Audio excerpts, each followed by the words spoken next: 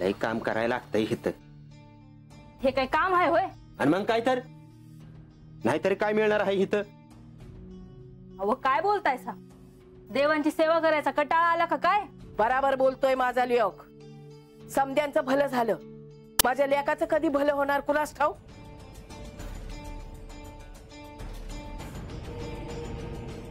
एकदा देवानी सोन्याचा हंडा दिला, त्याचं काय करता नाही आलं.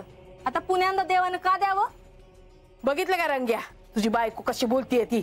मग आता काय करणार? कपाळावर लिवलंय ना आमच्या, काय करणार? काम करा म्हणजे समजा चांगलं होईल. काम करा. या जी.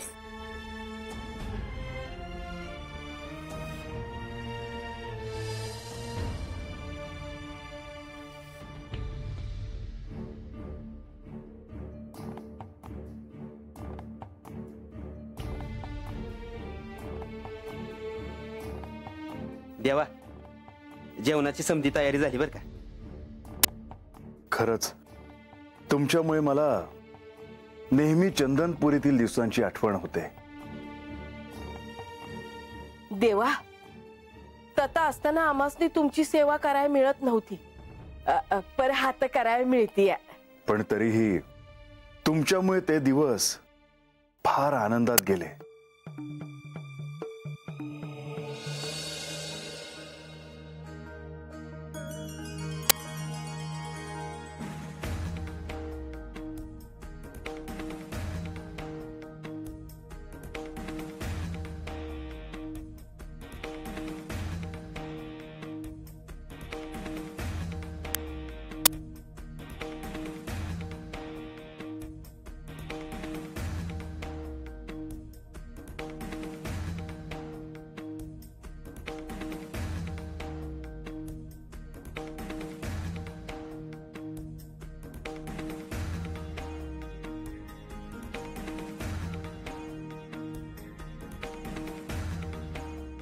देवा, आता तुम्ही जेवायला सुरू करा जी.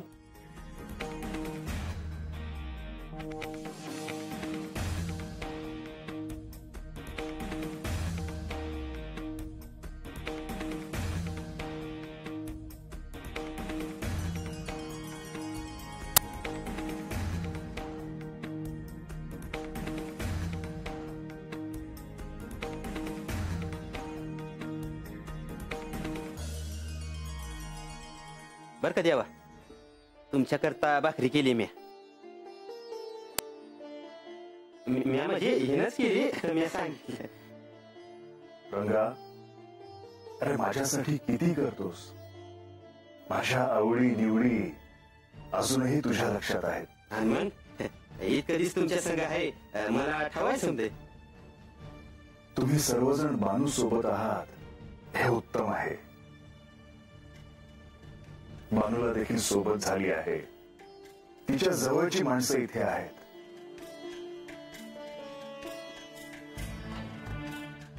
परंतु तुम्ही इथे आनंदात आहात ना?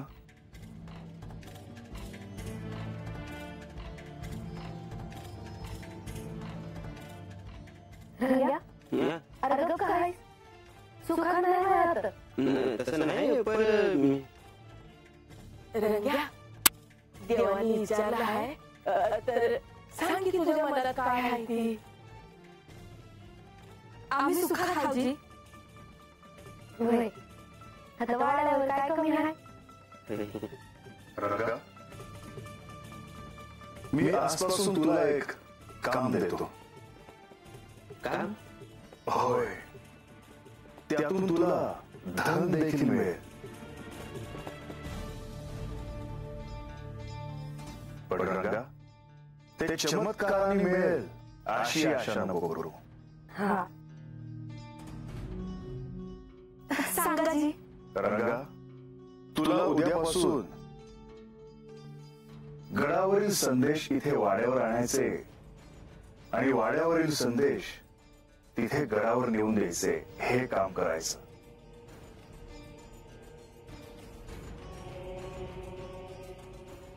देवा, हे एक बरं झालं बघ, आमच्या रंग्याला काम मिळालं.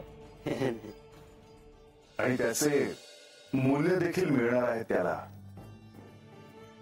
वय तर मग रंगोबा कामाला लागा. देवा तुम्ही माझ्या मनातलं ओळखलं बघा. खरंच इतकं सुंदर भोजन देऊन तुम्ही मला प्रसन्न केलं आहे.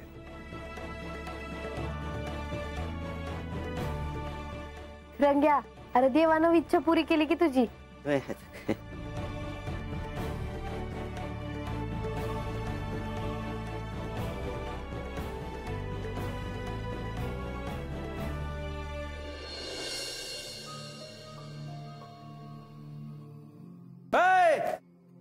गणोबा राघोबा अरे या.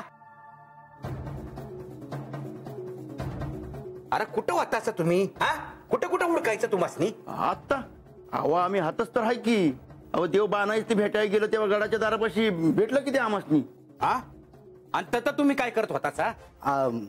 तथा आम्ही मशाली लावत होतो बघा. अहो पर असं झालं तरी काय? अरे झालं काय म्हणजे?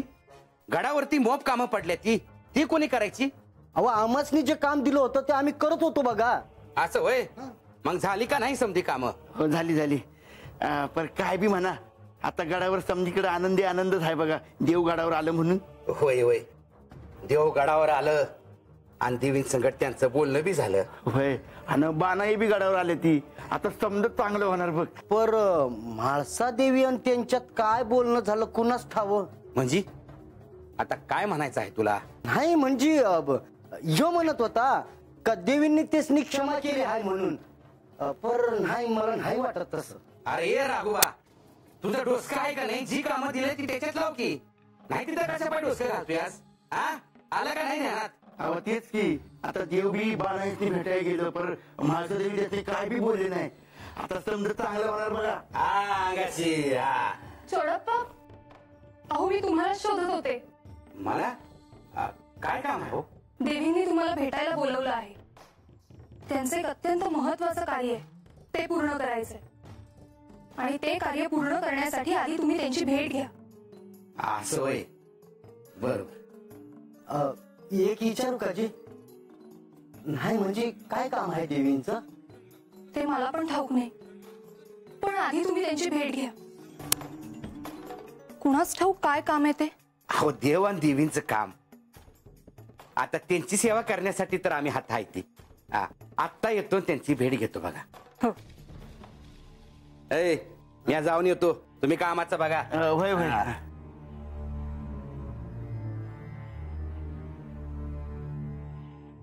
देवी तुम्ही बोलवलं सा? हो या चोडप्पा. मला तुमच्यावर एक महत्वाचे कार्य सोपवायचे आहे म्हणून मी तुम्हाला बोलवले आहे. सांगावं देवी काय काम आहे? सूर्योदयानंतर तुम्हाला बानूकडे जायचे आहे. बानाईकडे? हो वचनाप्रमाणे हे तिथे असेल आणि त्यांना माझा निरोप पोचवायचा आहे. वैजी सूर्योदयानंतर यांनी त्वरित गडावर यावं हा निरोप तुम्हाला यांच्यापर्यंत पोचवायचा आहे. देवी एक विचारू का? विचारा. नाही म्हणजे देवदत्त असतील त्यांनी विचारलं का कशा पायी बोललेलं आहे? तर त्याचा विचार तुम्ही करू नका चोडप्पा. ते तुम्हाला ठाऊक असण्याची आवश्यकता नाही. केवळ उद्यापर्यंत माझा त्यांना निरोप पोचायला हवा. जी येतो.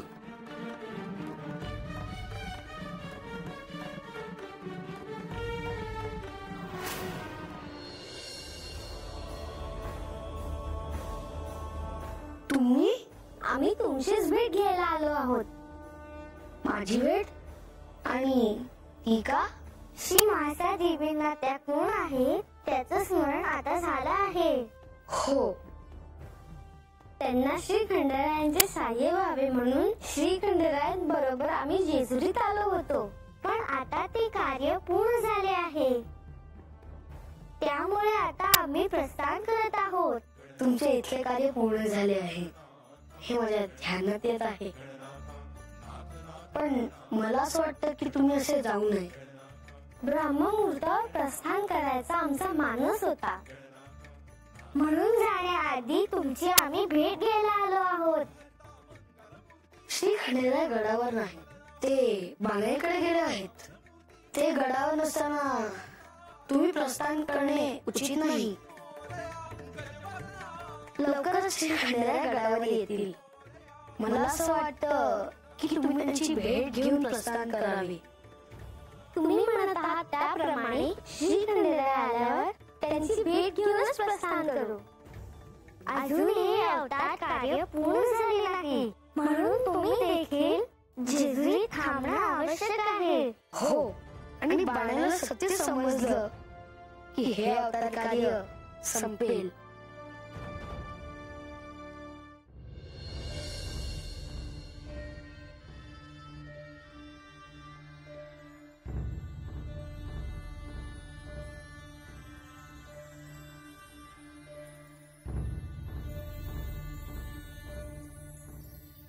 बानू, मी एक मास तुला भेटलो नाही, तेव्हा तू काय केलंस?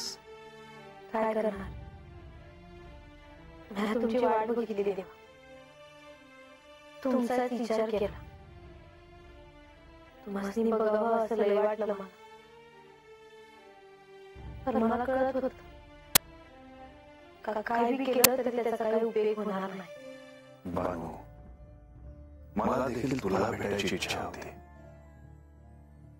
मला ठाऊक होतं की हेही दिवस जातील आणि तुझी आणि माझी भेट होईल. देवा, आजच्या आपली भेट झाली आहे, तेव्हा मी विचारू का जी? निसंकोचपणे विचार. माणसातही एका मासात सांगणार होत्या, त्यासनी काय समजलं आहे ते. तेव्हा त्याचं नक्की काय घडलं देवा? बानू, तिला जी अनुभूती झाली असेल त्याबद्दल घोषणा करायची की नाही हा सर्वस्वी तिचा निर्णय आहे. मी नाही तिला आग्रह करू शकत. ते स्वातंत्र्य तिलाही आहे आणि तुलाही.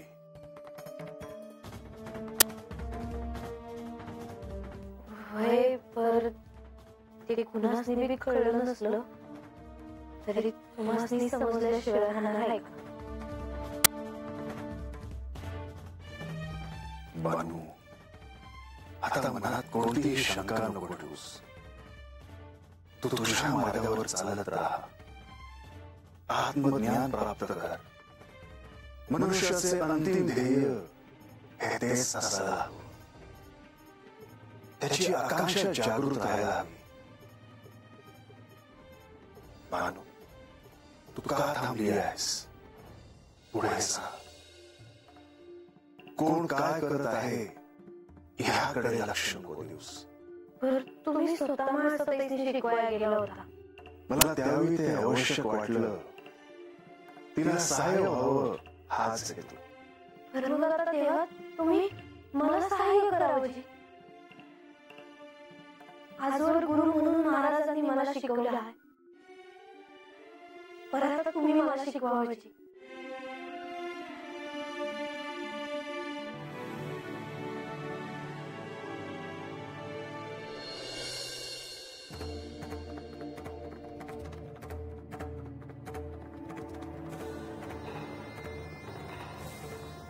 चौडप्पा, मी तुम्हाला भेटायला निरोप पाठवणारच होतो.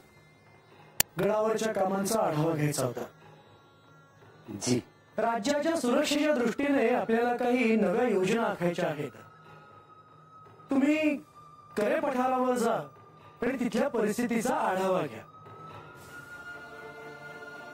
चौडप्पा, काय झालं? कसला विचार करत आहात? ते बघा, जे काही आहे ते अगदी निसंकोच होऊन सांगा. प्रधानजी, नाही म्हणजे गेलो असतो बघा, पर देवीने मला देवासनी सांगावा धाडायला पाठवलंय. तेच काम करायला चालू होतो मी. देवांना सांगावं? अभयजी, देवीने देवासनी गडावर यायचं सांगावा धाडला आहे.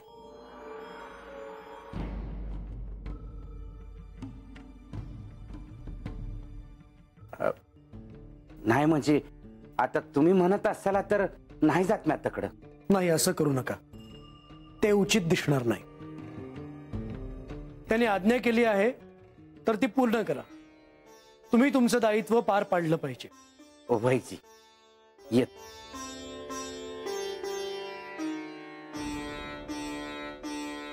श्री म्हाळसादेवींनी श्री खंडेरायांना गडावर पुन्हा त्वरित येण्याचा निरोप का पाठवला असावा हे श्री खंडेरायांना आवडेल का?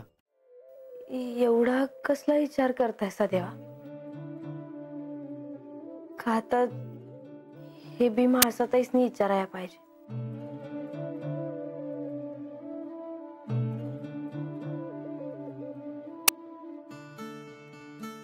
नाही, तसं नाही. तुला काय सांगावं, तुला काय शिकवावं हा विचार करत होतो. मग झालं तर तेव्हा तुम्ही मला ती उजाडल्या धरणं शिकवायला सुरू करायची. परंतु बानू, मी इथे थांबणार आहे हे मात्र मी गडावर नाही सांगून आलोय.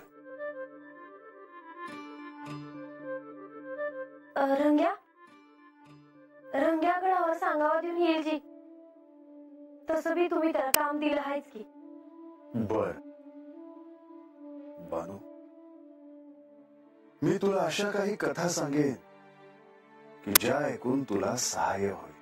मी हा जीवाचा कान करून ऐकल जी.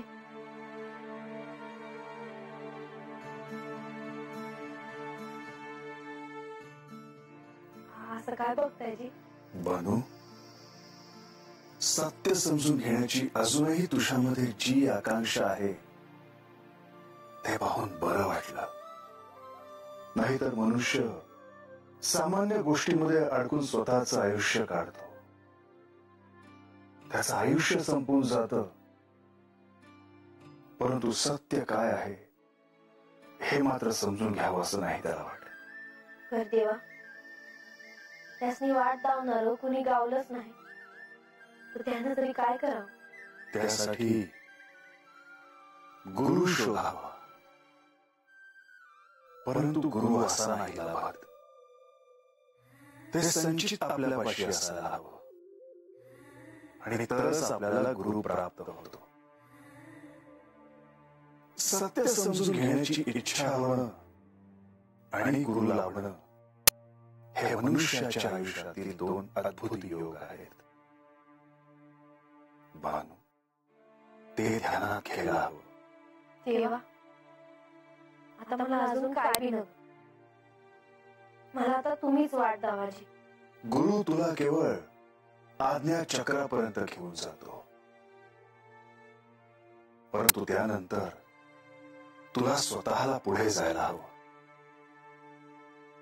सहस्त्र कमलावर बसलेली प्रसन्न आदिशक्ती तुला दिसेल. त्या क्षणानंतर तुला सत्य काय आहे ते कळेल आणि तुला शिवलोक प्राप्त होईल.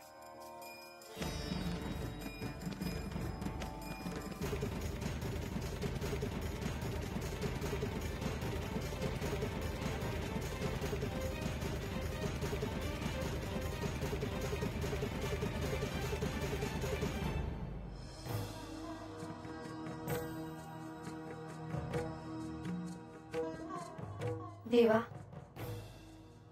तुम्ही मला हे समज सांगताना मला हे समज माझ्या डोळ्यामोर दिसत आहे जी.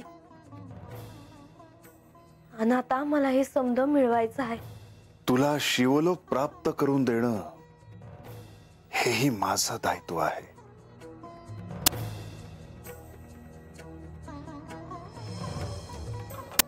म्हणजे आज ना उद्या मला तुम्ही तुमच्या संग नेणार आहे तर वय ना?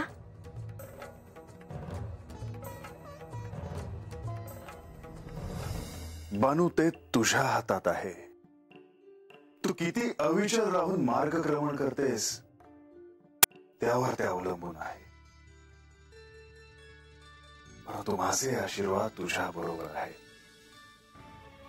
सुरुवातीला मी तुला काही कथा सांगेन.